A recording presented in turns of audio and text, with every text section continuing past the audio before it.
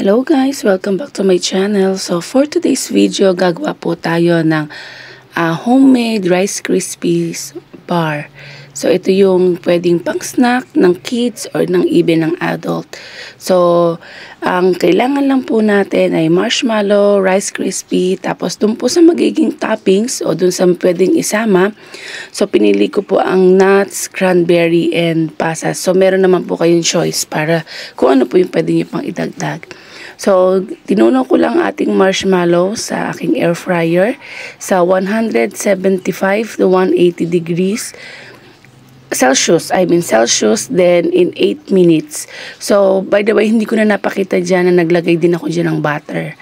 Tapos, once ma-melt na ang ating marshmallow, ipinagsama-sama ko lang ang lahat ng ating mga ilalahok.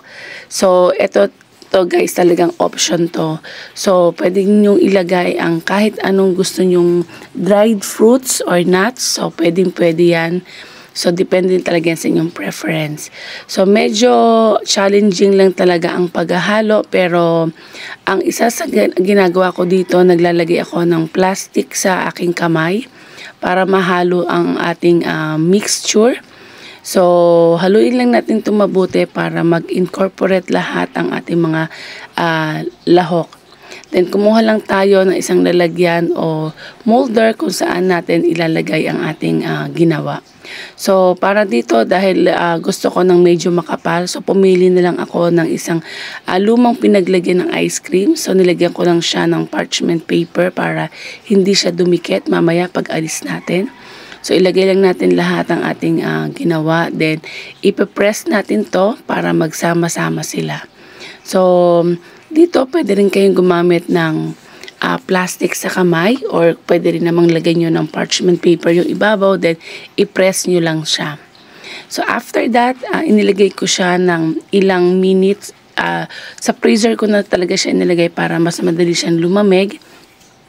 And then, pwede nyo na itong hatiin sa desired na shape or laki ng gusto nyo maging bar nyo.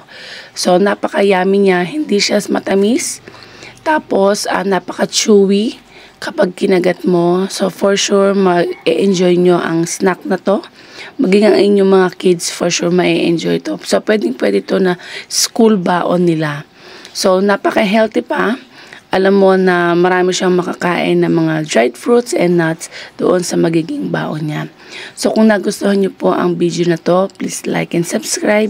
And do not forget to hit yung small bell para every time na ako po ay mag-upload ng video, kayo ay manonotify. Bye guys! God bless you!